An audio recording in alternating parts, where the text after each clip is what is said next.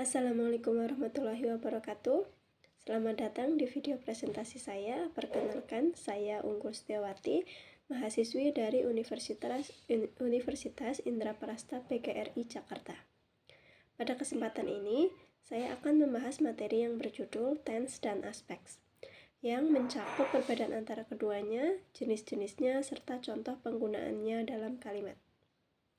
Materi ini sangat penting untuk dipahami karena merupakan bagian dasar dalam tata bahasa Inggris yang sering digunakan dalam komunikasi sehari-hari maupun tulisan akademik. Semoga apa yang saya sampaikan dapat menambah wawasan serta bermanfaat bagi kita semua. Mari kita mulai. Poin-poin yang akan saya bahas dalam presentasi ini yaitu poin pertama, perbedaan tense dan aspek, dan yang kedua adalah tipe-tipe tense, yang ketiga tipe-tipe aspek, dan yang keempat kombinasi antara tense dan aspek, dan yang terakhir kesimpulan. Dengan memahami poin-poin ini, diharapkan kita dapat menggunakan struktur kalimat bahasa Inggris secara lebih tepat dan efektif. Perbedaan pertama dari tense dan aspek adalah dari pengertiannya. Apa sih pengertian dari tense? Tense mengacu pada waktu terjadinya suatu tindakan atau keadaan. Tenses menunjukkan kapan sesuatu terjadi. Ada 3 tenses utama dalam bahasa Inggris, yaitu masa lampau atau past, masa sekarang, present, dan masa depan atau future. Dan selanjutnya apa sih pengertian aspek? Aspek menggambarkan alur atau perkembangan suatu tindakan dalam waktu. Aspek memberikan informasi tambahan tentang bagaimana suatu tindakan berlangsung terlepas dari kerangka waktunya. Perbedaan yang kedua yaitu dari segi fungsinya. Jadi fungsi tense adalah menempatkan suatu tindakan atau situasi dalam waktu. Apakah itu terjadi di masa lalu, masa sekarang, atau masa depan. Sementara fungsi dari aspek yaitu menunjukkan apakah suatu tindakan telah selesai, sedang berlangsung, atau berulang, serta apakah dampaknya masih relevan pada saat berbicara. Dan perbedaan terakhir yaitu dari segi kategori. Tenses adalah kategori utama dari kata kerja atau verb. Dan ada 3 tipe utama tenses, yaitu lampau, past, masa sekarang atau present, dan masa depan atau future. Sedangkan aspek adalah subkategori dari kata kerja atau verb. Dan aspek dibagi menjadi 4 tipe, yaitu simple, continuous atau progressive, perfect, dan perfect continuous.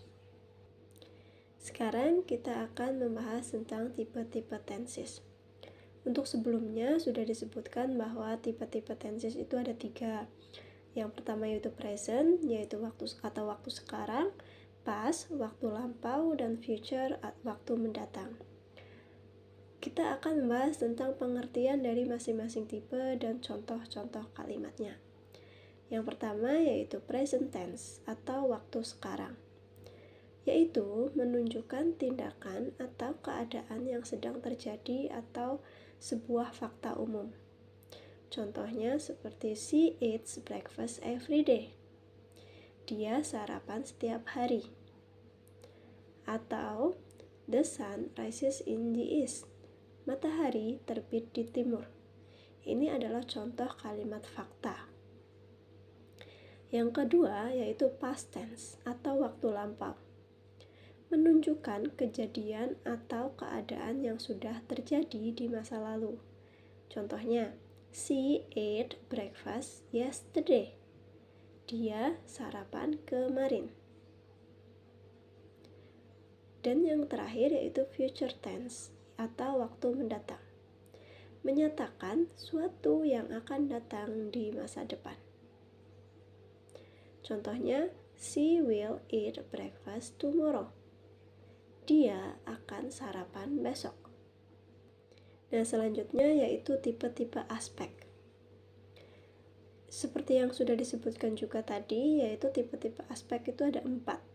Simple, continuous atau progressive, perfect dan perfect progressive atau perfect continuous. Saya akan menjelaskan tentang pengertian dari masing-masing tipe dan juga contoh kalimatnya. Yang pertama yaitu simple aspect.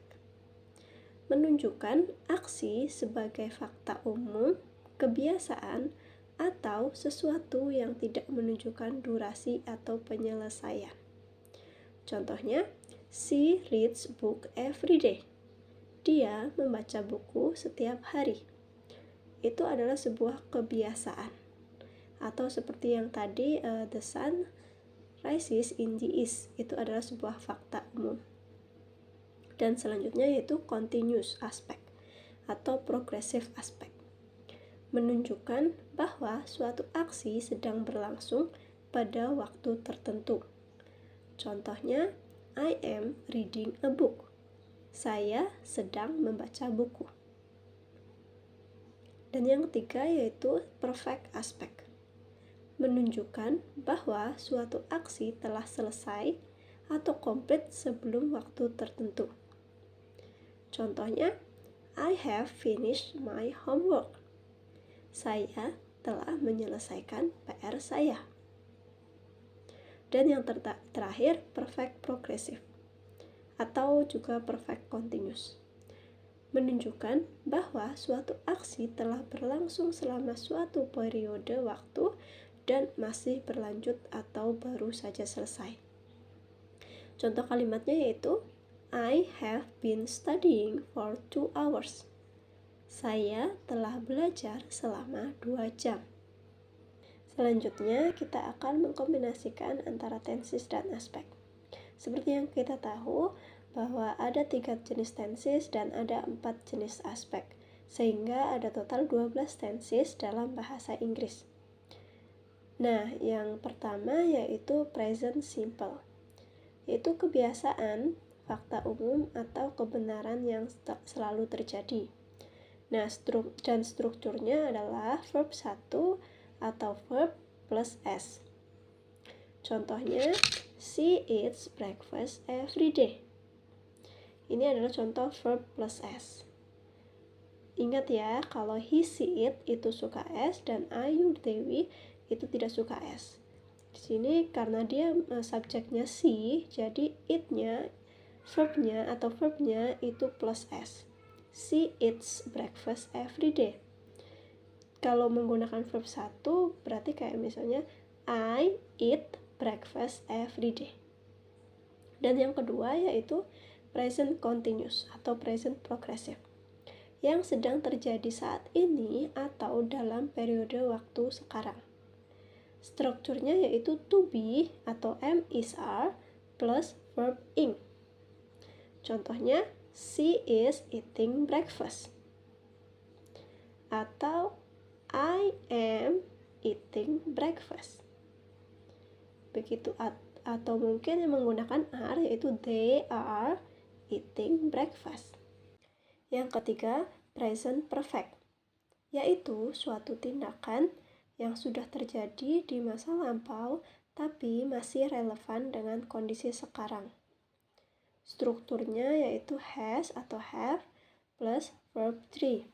Contoh kalimatnya yaitu she has eaten breakfast, yang artinya dia telah sarapan. Ingat ya, kalau he, she, it itu suka S, berarti di sini dia pakainya has. Kalau are you, Dewi, dia nggak suka S, berarti dia pakainya have. Contohnya yaitu kayak I have eaten breakfast. Dan yang keempat, present perfect continuous, yaitu suatu tindakan yang sudah dimulai di masa lalu dan masih berlangsung hingga sekarang. Strukturnya has atau have been plus verb ing. Contoh kalimatnya, she has been eating breakfast for 30 minutes. Yang artinya dia sudah sarapan selama 30 menit. Yang kelima yaitu simple past, yaitu keadaan yang terjadi dan selesai di masa lampau. Strukturnya memakai verb 2. Contoh kalimatnya, She went to school yesterday. Dia pergi ke sekolah kemarin. Yang keenam, past continuous atau past progressive, yaitu suatu tindakan yang sedang berlangsung pada waktu tertentu di masa lalu. Strukturnya yaitu was atau were plus verb ing. Contoh kalimatnya, she was watching TV at 8 p.m. last night. Dan yang ketujuh, past perfect, yaitu suatu tindakan yang telah selesai sebelum aksi lainnya terjadi di masa lalu. Strukturnya yaitu had plus verb 3. Contoh kalimatnya, she had left before I arrived. Yang artinya, dia telah pergi sebelum saya datang atau sebelum saya sampai. Begitu. Yang kedelapan, past perfect continuous, yaitu suatu tindakan yang telah berlangsung selama periode waktu tertentu di masa lalu, sebelum aksi lain terjadi. Strukturnya yaitu had been plus verb ing. Contoh kalimatnya, she had been studying for 2 hours before the power went out. Yang artinya, dia telah belajar selama 2 jam sebelum listriknya padam. 9. Past continuous atau past progressive, yaitu aksi atau keadaan yang akan terjadi di masa depan. Strukturnya will plus verb 1. Contoh kalimatnya, she will travel to Japan next year. Dia akan pergi atau bepergian ke Jepang tahun depan. Yang ke-10, future continuous atau future progressive, yaitu aksi yang akan sedang berlangsung pada waktu tertentu di masa depan. Strukturnya will be plus verb ing. Contoh kalimatnya, she will be working at 10 a.m. tomorrow. Dia akan bekerja pada jam 10 pagi besok.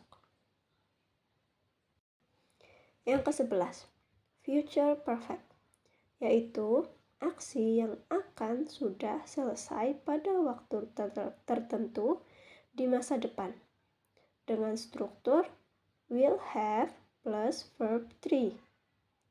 Dan contoh kalimatnya, she will have finished the project by next week. Dia akan menyelesaikan proyeknya pada minggu depan. Yang ke-12, future perfect continuous, yaitu aksi yang akan sudah berlangsung selama periode waktu tertentu di masa depan hingga waktu tertentu, dengan struktur will, have, been plus verb ing. Dan contoh kalimatnya, she will have been teaching for 10 years by next June. Dia akan sudah mengajar selama 10 tahun pada Juni mendatang. Nah, itu adalah pengertian dari kombinasi-kombinasi tense dan aspek beserta struktur kalimat dan contoh-contoh kalimatnya.